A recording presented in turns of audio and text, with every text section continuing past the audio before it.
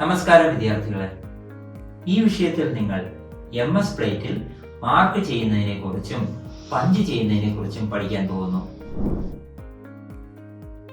ലക്ഷ്യങ്ങൾ.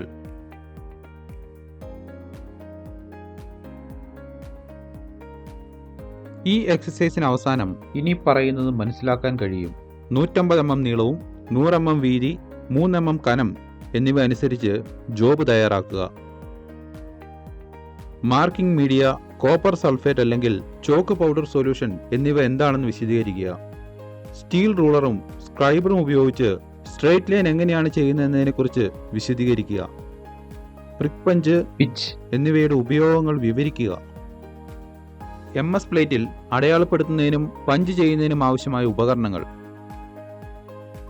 Marking media, steel ruler, scriber, prick punch അല്ലെങ്കിൽ dot punch, ball peen hammer, flat file, bench vice, hacksaw, try square, വ്യക്തിഗത സംരക്ഷണ ഉപകരണങ്ങൾ PPE.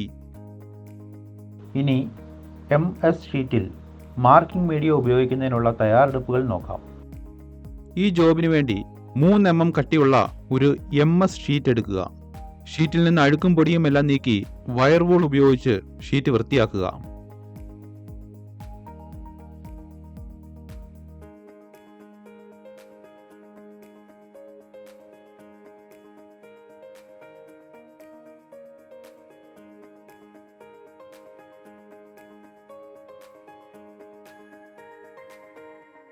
ജോബിന്റെ cutting എഡ്ജിനെ 150 mm നീളത്തിലും 100 mm വീതിയിലും 3 mm കനത്തിലും സൈസ് അനുസരിച്ച് മാർക്ക് ചെയ്യുക.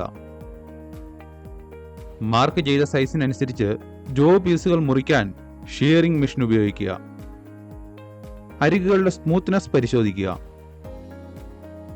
ഫൈലിംഗ് വഴി സ്ക്വയർ എഡ്ജുകൾ ഉണ്ടാക്കുക.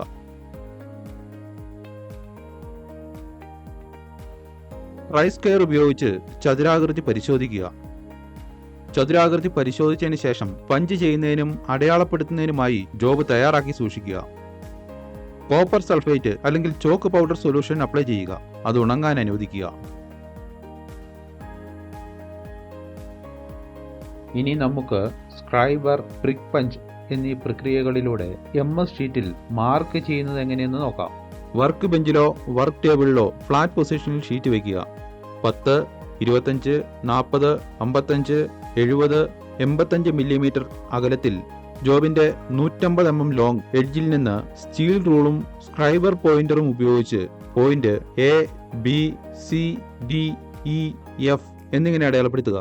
അതുപോലെ തന്നെ A1, B1, C1, D1, E1, F1 എന്നിങ്ങനെ പോയിന്റുകൾ അടയാളപ്പെടുത്തുക.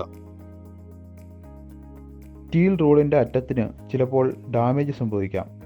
തെറ്റായ അളവെടുപ്പ് ഒഴിവാക്കാൻ ജോബിന്റെ 150 mm ലോങ് എഡ്ജിനെതിരെ നിന്ന് സ്റ്റീൽ റൂളിന്റെ 1-ാമത്തെയോ 2-ാമത്തെയോ സെന്റിമീറ്റർ ഗ്രാജുവേഷൻ മാർക്ക് സമന്വയിപ്പിക്കുകയോ സജ്ജമാക്കുകയോ ചെയ്തുകൊണ്ട് അളവുകൾ എടുക്കുക. കൂടാതെ A മുതൽ F വരെയും A1 മുതൽ F1 വരെയും പോയിന്റുകൾ മാർക്ക് ചെയ്യുക.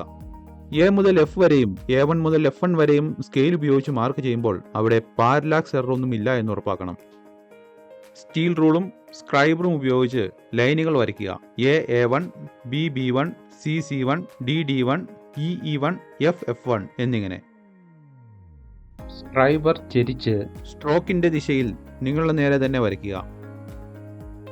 ഡോട്ട് പഞ്ചും ഹാമറും ഉപയോഗിച്ച് 6 ലൈനുകളിൽ ഓരോന്നിലും ചെറിയ ദ്വാരങ്ങൾ പഞ്ച് ചെയ്യുക.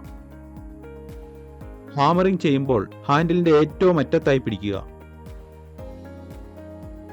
മാർക്ക് ചെയ്ത ലൈനുകൾ സമാന്തരമായും കൃത്യമായും ആണോ എന്ന് നന്നായി നോക്കി പരിശോധിക്കുക. തുടർച്ചയായ 2 ഡോട്ടുകൾക്കിടയിലുള്ള ദൂരമാണ് പിച്ച്. ഈ ടോപ്പിക്കിൽ നിന്ന് നമ്മൾ എന്താണ് പഠിച്ചതെന്ന് പെട്ടെന്നൊന്ന് റീക്യാപ്പ് ചെയ്യാം. 150 mm നീളം, 100 mm വീതി, 3 mm തിക്നെസ് എന്നിവ അനുസരിച്ച് ജോബ് തയ്യാറാക്കുക. മാർക്കിംഗ് മീഡിയ എന്താണെന്ന് വിശദീകരിക്കുക. കോപ്പർ സൾഫേറ്റ് അല്ലെങ്കിൽ ചോക്ക് പൗഡർ സൊല്യൂഷൻ. സ്റ്റീൽ റൂളും സ്ക്രൈബറും ഉപയോഗിച്ച് സ്ട്രെയിറ്റ് ലൈൻ എങ്ങനെയാണ് ചെയ്യുന്നതെന്ന് വിശദീകരിക്കുക. പ്രിക് പഞ്ച്, പിച്ച് എന്നിവയുടെ ഉപയോഗങ്ങൾ വിവരിക്കുക. Thank you students. നമുക്ക് അടുത്ത സെഷനിൽ കാണാം.